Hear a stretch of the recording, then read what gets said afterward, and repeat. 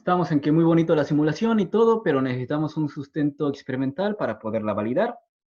Si no, pues se queda todo en el aire. Entonces, el sustento experimental que utilizamos nosotros para validar la distribución de deformación fue la dureza, porque ya saben, estas aleaciones se endurecen muy, muy rápido por deformación, entonces justamente la dureza nos va a dar un parámetro directo de qué tanta deformación indujo el proceso y además su distribución. Entonces, hicimos un mapeo de la dureza y lo comparamos con la distribución que se predijo mediante la simulación por elemento finito para ver si justamente el elemento finito hizo las cosas bien. Entonces, en este caso vemos que la distribución es muy similar de la dureza con la deformación que predijo el elemento finito.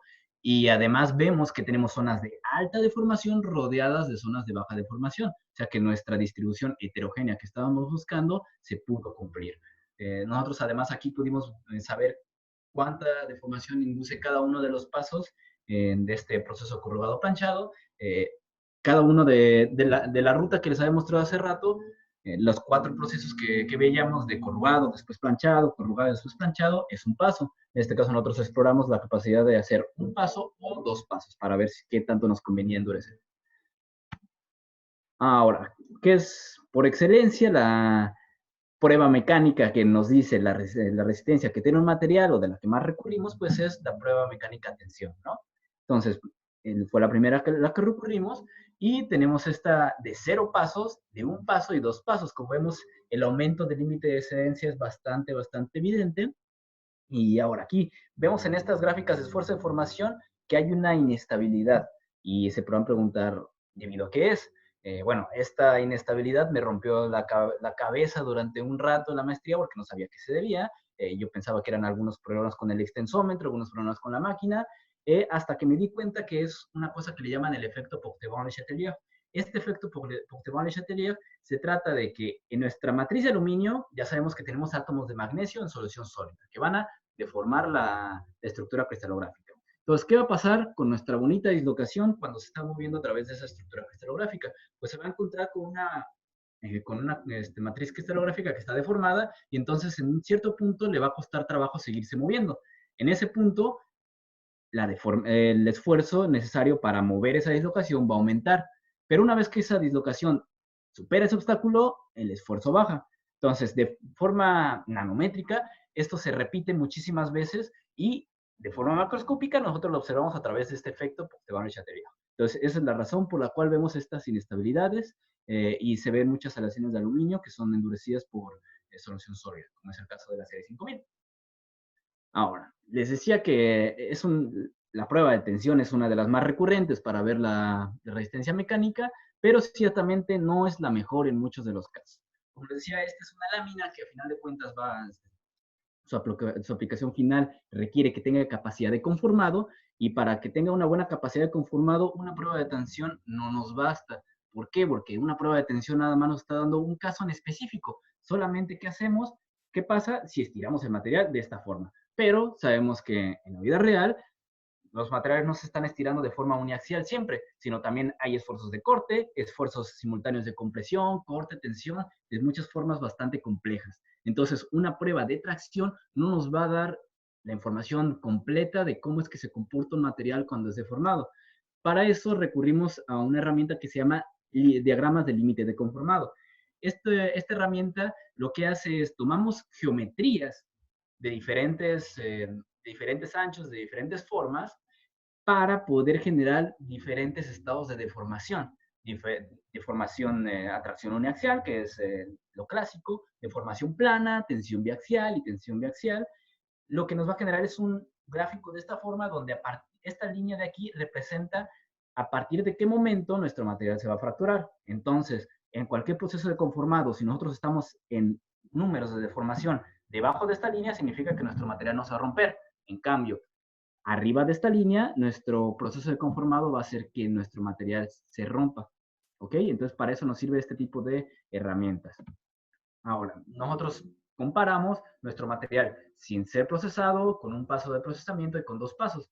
El material sin ser procesado tiene esta forma. Entonces, todas estas deformaciones que tenemos acá abajo, las puede soportar nuestro material. ¿Qué pasa cuando lo deformamos? Cae siempre aumento en la resistencia, aumento en el límite de excedencia, disminuye la elongación. Entonces es esperable que un aumento en la resistencia del material, que ya vimos hace rato, como que se endurece, vaya a disminuir su capacidad de conformado. Entonces vemos que ciertamente los valores disminuyen, los valores de deformación disminuyen con un paso. ¿Qué pasa con dos pasos? Ahora aquí la cantidad de deformación que puede resistir el material es muy, muy, muy baja. ¿Ok? Entonces, hasta un paso parece que todo bien, pero después de dos pasos, ahí ya estamos deformando de más. Ya la capacidad de conformado del material es muy, muy baja. Entonces, aunque es muy resistente, ya no la vamos a poder deformar de geometrías específicas que nosotros queramos. Una cosa interesante de esto es la forma en que se rompen nuestras probetas. Con 0 pasos, nuestra probeta se rompe de forma lineal, todo bonito, pero a partir de un paso hay una fractura un poquito sinusoidal. Es más evidente la de 2 pasos. Vemos cómo nuestra fractura está buscando ciertos caminos en específico para poder seguir. Eso que nos dice que ciertamente la estructura heterogénea está haciendo más tortuoso el camino de la fractura. Para poder tener una mejor comparación, aquí en esta línea apuntada vemos una curva de límite de conformado de un material que es muy utilizado en la industria, que es la aleación de 5083. Entonces vemos que de todo modo nuestro material de 0 y un paso de deformación sigue soportando mayor cantidad de deformación que un material industrial. Entonces significa que nuestro material todavía sigue, bueno, de hecho es mejor para aplicaciones industriales que ciertamente esta aleación de 5083, lo cual es bastante bien. Ahora, para terminar esta parte de la maestría, y ya porque no estamos comiendo el tiempo, una parte que me cautivó bastante y me gustó de esta parte de la maestría fue, sabemos que en ingeniería de materiales nos enseñan que están las estructuras cristalográficas, muchas de las propiedades macroscópicas, sabemos que vienen a partir de las propiedades microscópicas, de cómo un material está estructurado, las formas alotrópicas de cada uno de los materiales, pero una de las cosas que no vemos tan a fondo, o por lo menos no veíamos tan a fondo en mi generación, es la textura cristalográfica. ¿A qué se refiere a esto? En un material, en bulto, como siempre nos lo pintan que es isotrópico, por todos lados es igual, es bonito, para todos lados que lo veas es parecido, tiene las mismas propiedades, pero la realidad es que no. La realidad es que cada uno de los granos que tenemos en nuestro material pues tiene una orientación diferente, pero resulta que dependiendo de la historia termomecánica de este material, estos granos van a tener una orientación cristalográfica preferencial. Y bueno, ¿esto qué tiene que ver? Pues esta orientación cristalográfica preferencial a lo que se le llama textura cristalográfica nos va a afectar las propiedades, en este caso mecánicas, de nuestro material final.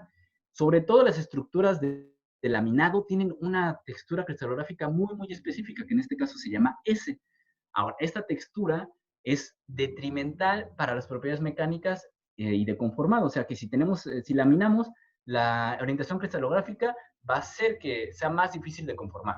Entonces nosotros nos preguntamos, oye, nuestro proceso, ¿qué tipo de textura cristalográfica va a meter? Porque si mete de la textura cristalográfica S, pues va a afectar las propiedades de conformado.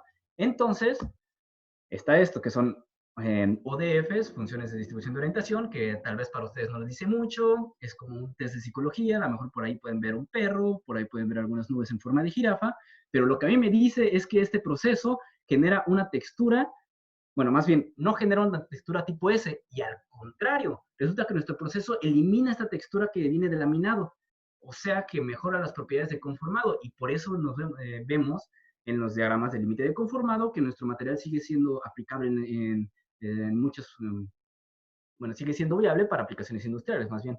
Y además, otra cosa bonita de nuestro proceso es que otra componente que se llama la cubo, que viene a partir de recristalización, la mantiene, la favorece. Entonces, si nuestro proceso desfavorece la textura que es mala para el conformado y además favorece la textura que es buena, pues suena bastante prometedor. Y bueno, a mí me emocionó bastante cuando me enteré de esto. Pero bueno, son cosas que uno nada más entiende cuando las hace.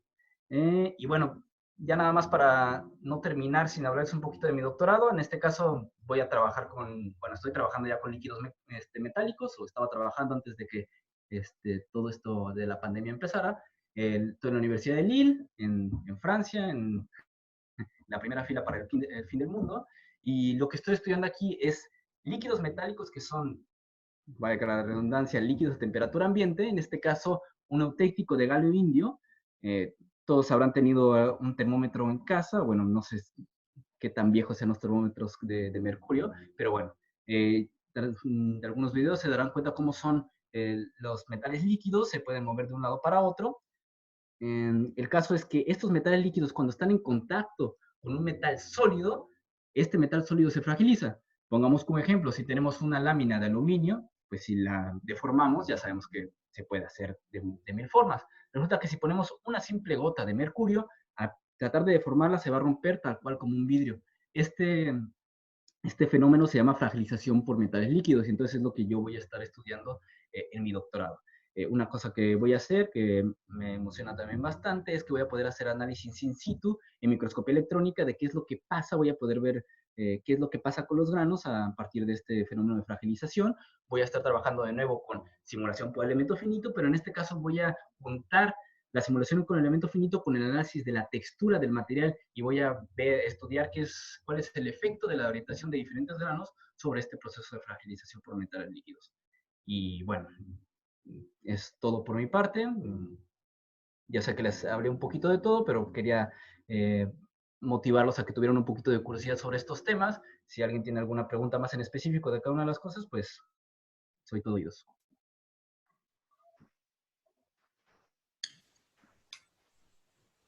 Bueno, compañeros,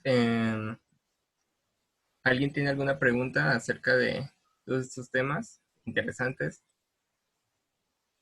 Marco, hay una pregunta de Grecia. Ella te pregunta, ¿podrías platicarnos cuál fue el mayor reto al que te enfrentaste como egresado IMA al ingresar a la maestría? Uy, sí. El mayor reto con el que me enfrenté fue escribir mis 2 artículos científicos. ¿Y por qué? Porque cuando yo estuve haciendo la maestría, pues bueno, aunque tuve la fortuna de poder hacer muchísimas pruebas, tanto mecánicas como de textura, como simulaciones y todo eso, fue una tesis bastante completa. De todos modos, yo sentía que no era suficiente como para poderlo publicar. O sea, uno está acostumbrado a leer artículos y leer artículos, de repente se da cuenta de todas las cosas que tienes que hacer para llegar a los resultados. Entonces, cuando yo terminé mi maestría, mi asesor, Gonzalo González, me dice, no, pues de esto pueden salir 2 artículos. Y yo creí que no iban a salir esos 2 artículos. Yo sentí que la información que tenía no es suficiente. Y bueno, ahí estuve un año trabajando en eso porque además empecé a trabajar, empecé a dar clases, entonces al mismo tiempo estaba haciendo esos artículos y pues me costó mucho trabajo como darme cuenta de que realmente todo mi trabajo valía la pena como para publicar y de hecho valió tanto la pena que mis artículos están en Cuartil 1, están entre los 25% mejores revistas de materiales ahorita, entonces pues fue mi mayor reto ese. ¿Y qué le recomendarías a las personas porque tenemos en la audiencia también gente de maestría y doctorado, como tips para la escritura de los artículos? Ok, como tips, yo les recomendaría que escribieran como un poquito diarrea, bueno, no verbal, sino diarrea escrita, porque a veces uno empieza a escribir y dice, ay, no, esto no está bien, y lo empieza a borrar. Pero no, yo les recomiendo que escriban, aunque parezca una basofia, y ya después editen. Por ahí decía que el verdadero arte de escribir no está en la escritura por sí, sino en la edición.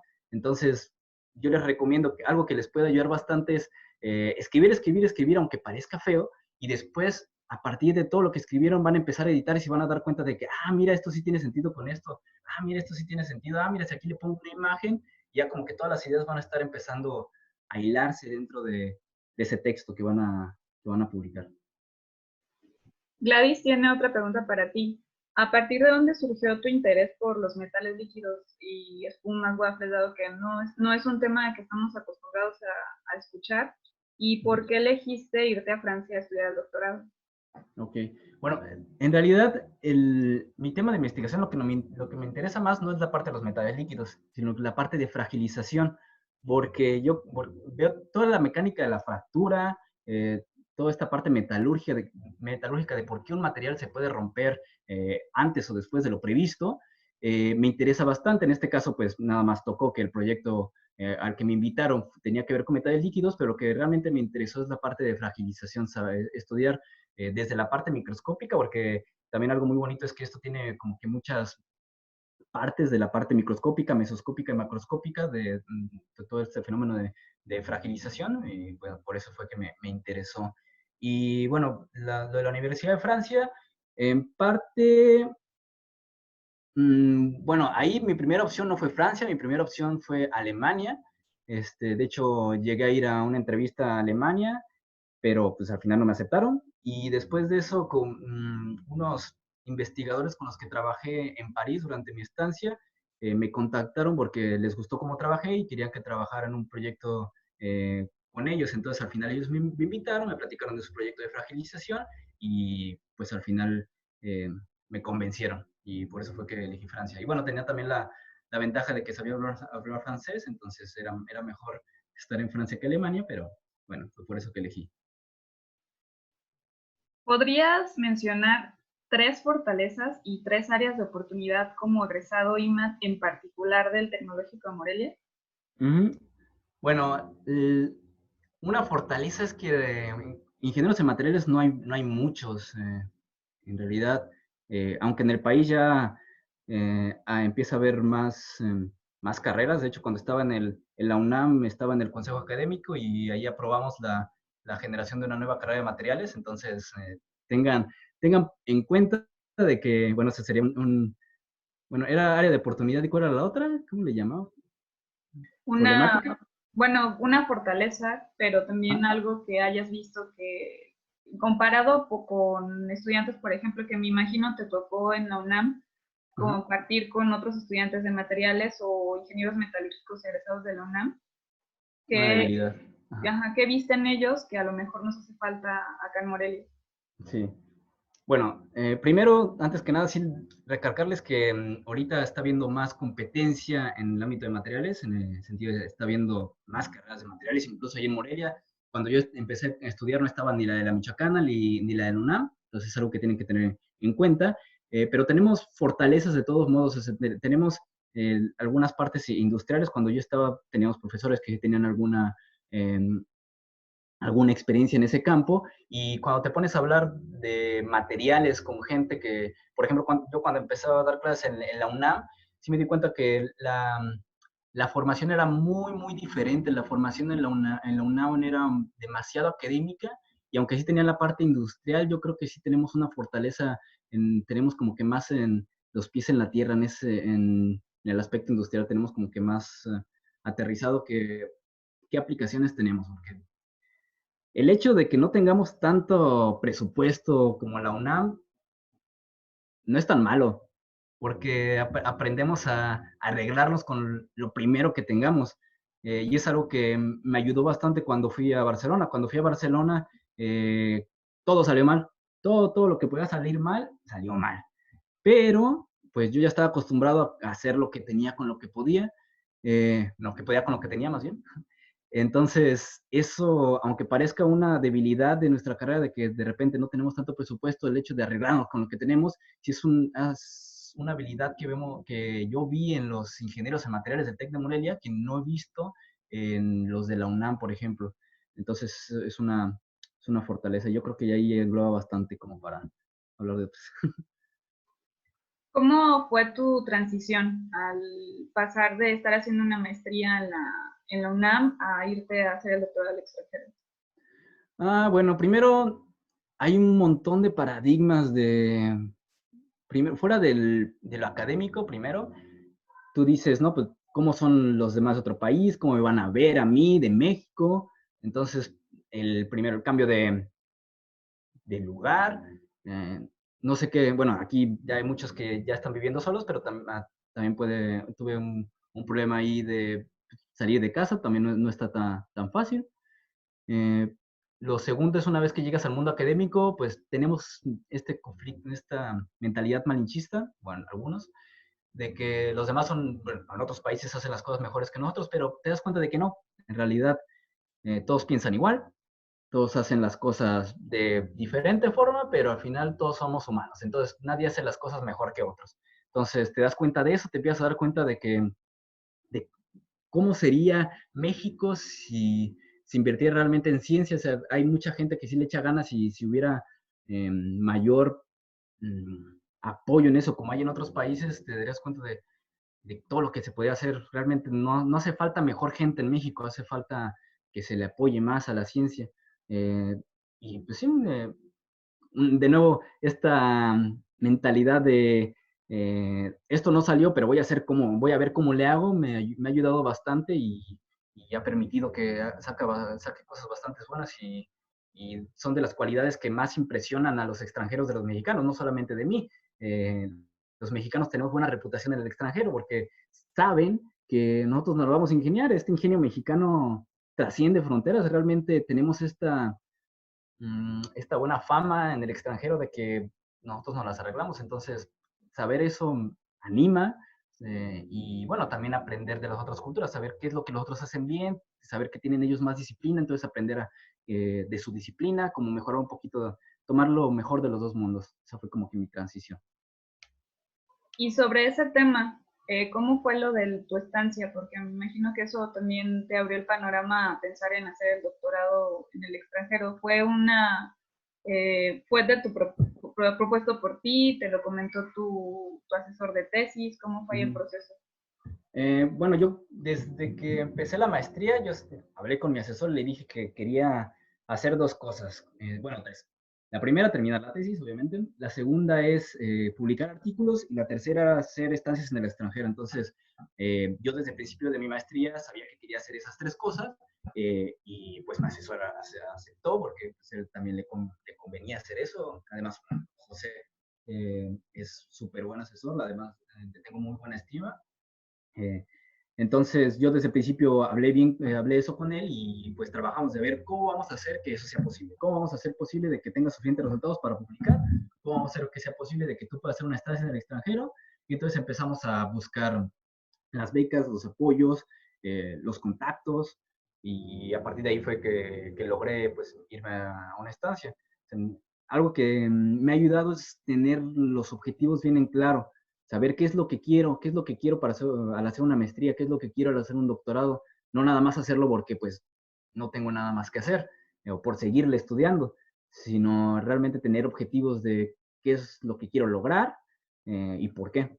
Porque esto del por qué y qué es lo que quiero, si no lo tienen bien en claro, es muy fácil, pues, equivocarse de camino. Entonces, esa fue la forma.